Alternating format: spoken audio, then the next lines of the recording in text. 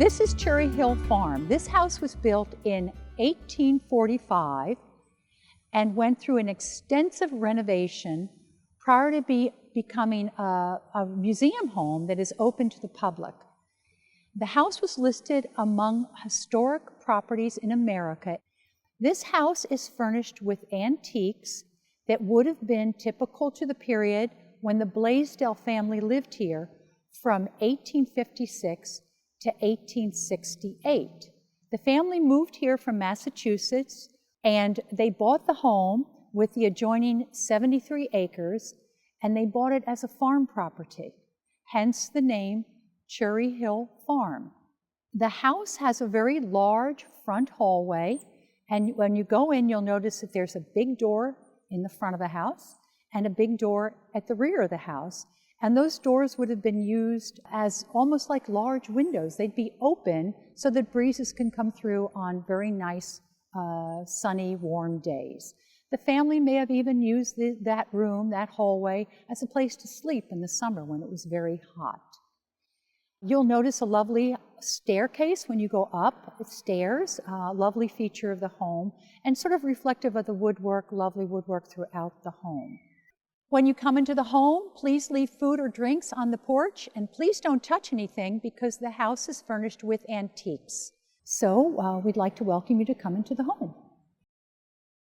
So this is the grandest room of the house. This is the parlor, and this room would not be used on a daily basis, but more for a special event or for a special visitor who might be coming by. Now, some of the special events might be a wedding, even a funeral, holiday, of course, Christmas, that kind of thing. And it is a room that has a higher ceiling than many of the other rooms in the home. This would make it grander, the higher ceiling being just a grander look. So when you go upstairs, which you will later, you'll step up to two of the bedrooms, and that's because of this higher ceiling. Now, some of the things I'd like to point out in this room are this corner over here, just on the other side of the fireplace. This, we think, may have been a place where Mrs. Blaisdell would have done some sewing because of the light coming in from that lovely tall window. This would have been on this sunnier part of the house, the south side of the house. And we believe that may have been, in fact, a sewing spot for her, because when they replaced this, placed this carpeting in the house, which is of reproduction carpeting, they found some pins, sewing pins, and some even buttons in the floorboards. So we think this may have been a place for her to sew or maybe read. When you look at this room, it's quite a lovely room. The carpeting, which I just mentioned, is a reproduction carpet. We don't know if the Blaisdells had carpeting, but they may have. So we show this lovely carpet here, and the pattern was researched to be like one they would have had during that time. Now, all the furnishings in this room are antiques. As far as we know, nothing in this room is original to the Blaisdells' period of time in this house. A few things about this room outside of that little sewing table area that I'd like to bring to your attention are this little bird cage on the wall to my right.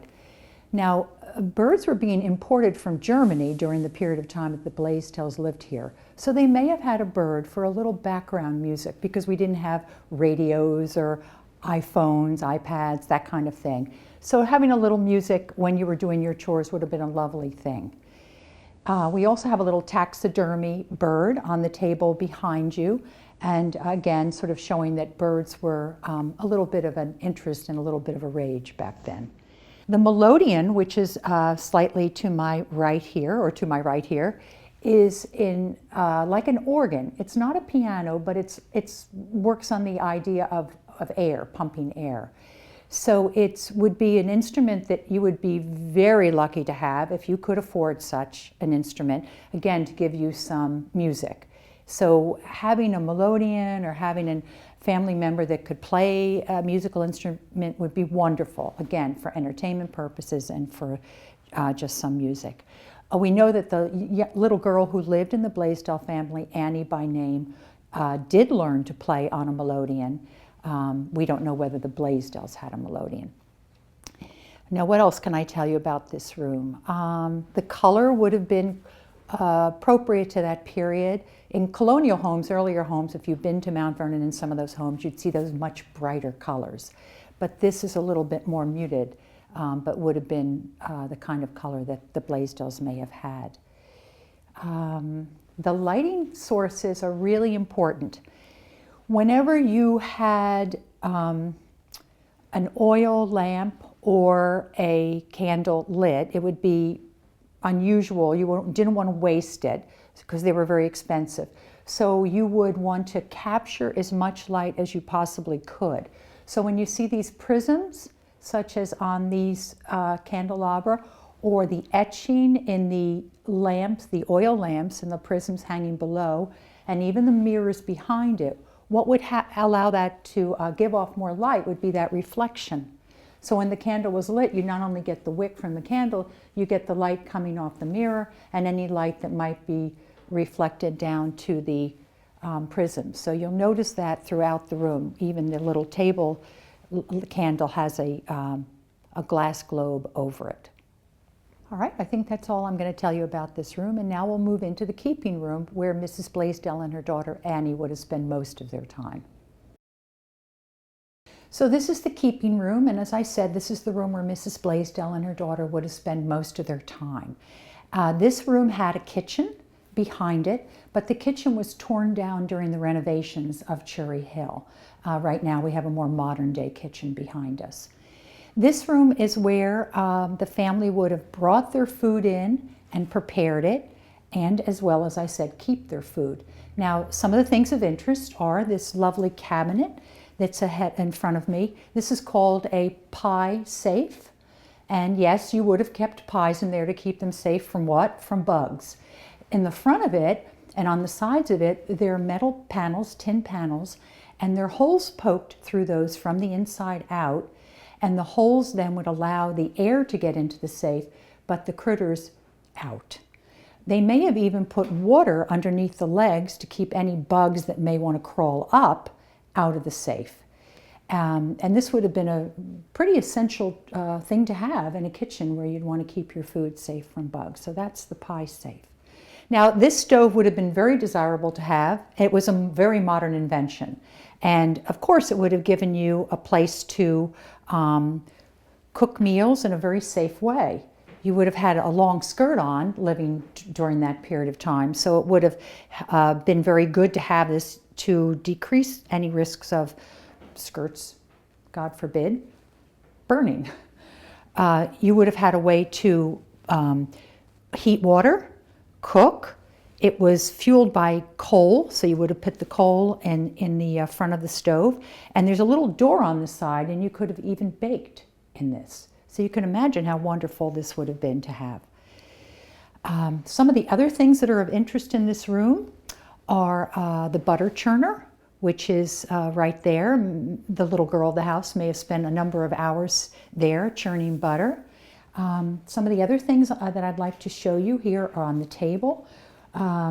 They would not have had measuring cups during the period of time the Blaisdells lived here. So a scale would have been really important because all recipes went by weight. So you would have measured out anything on a scale as opposed to using a measuring cup or a teaspoon.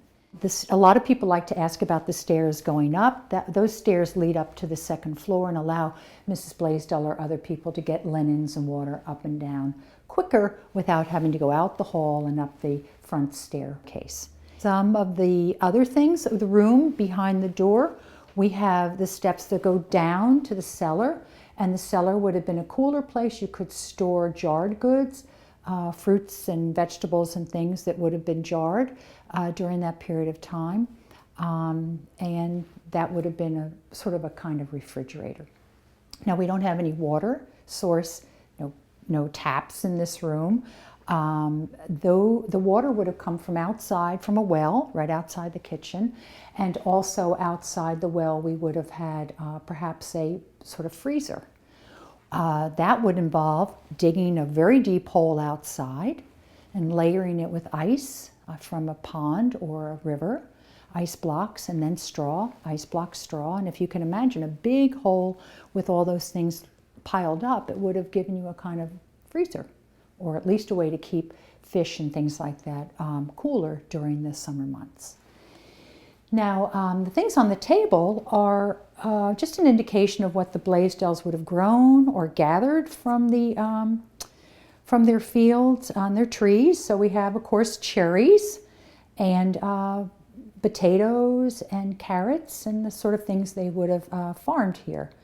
On the shelf in the middle, you'll see cones. One is wrapped and one is exposed. That's actually sugar. And sugar and salt were delivered in a cone shape.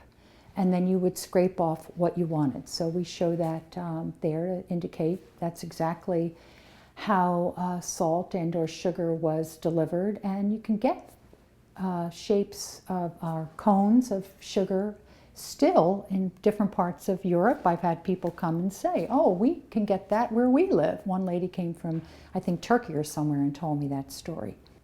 This would have been a yoke to put over your shoulder to bring in water, sort of making yourself a beast of burden. And we have a coffee grinder here. That would have been something that the Blaisdells would have used. All kinds of other little things in this room that it would have been used by the Blaisdells during the time that they were here to prepare food and store their food. And that's, I think, all I want to tell you about this room. And the next room we'll go in will be the dining room.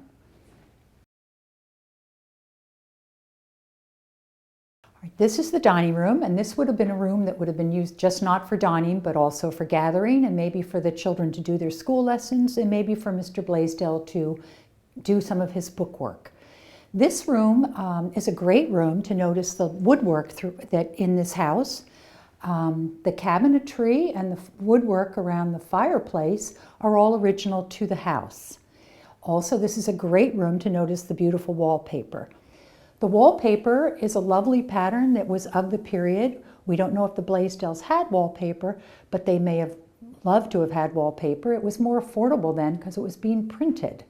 So this wallpaper is of a pattern that was seen in a home in Winchester. So please notice the lovely wallpaper, which has a luminescence to it, shining at night. Again, a wonderful way to pick up the light from the candles. There's also wallpaper in the hallway, and I'd like you to notice that wallpaper as you go through. So this is the end of this part of the tour for the gathering room, and you'll be going upstairs with Mike now to see the second floor. This is the children's bedroom here in Cherry Hill Farmhouse, and it is decorated as if it was a girl's bedroom, but the children wouldn't necessarily have their own bedroom. The furnishings that you see here, the tea set, the dollhouse, these are all typical for what would be in a little girl's room. The bed itself is a mattress, and then you'll see underneath the box springs are just ropes. And I'll explain that as we move into the parents' bedroom as well.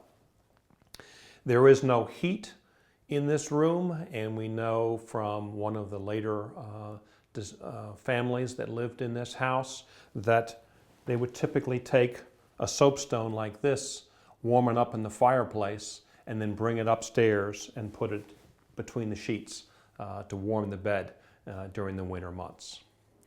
What you have over here in the corner is a bathroom of sorts. It is a basin, a pitcher of water, which in the winter months might get a sheet of ice on it by the morning, and a chamber pot. The chamber pot was something that the girls in the family would have to empty out every morning. It's not something that is a very pleasant thing for them to do, but then the boys would have their own responsibility. They would have to clean out the stables in the barn.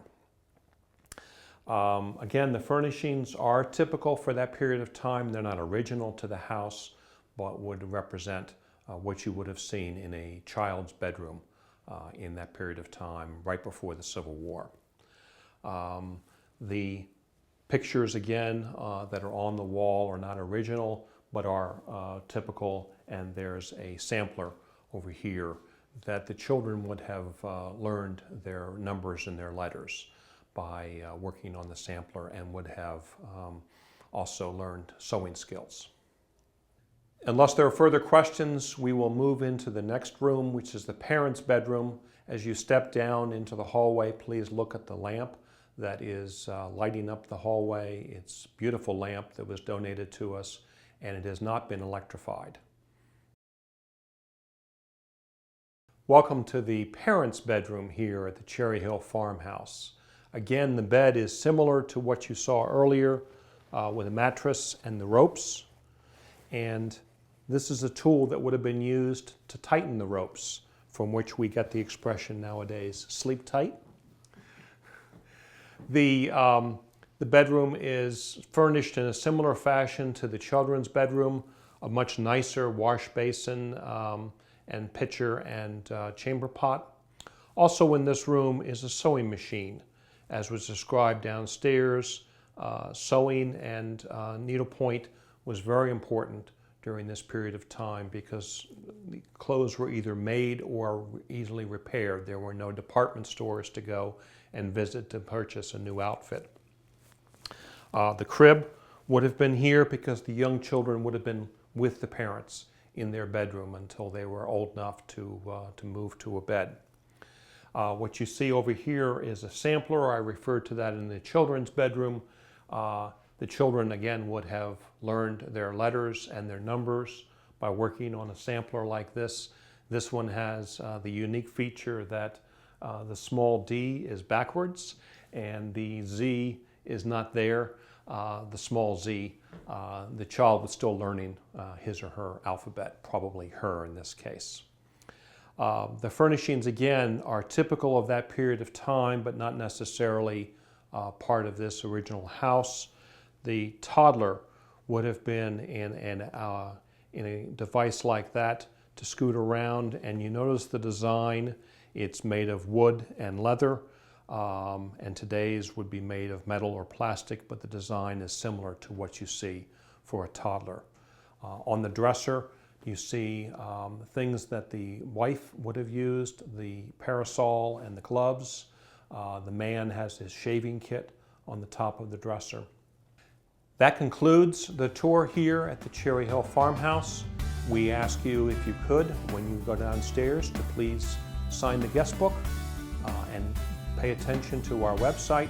We have special events, special programs, and teas throughout the year, and we encourage you to come back and visit us again.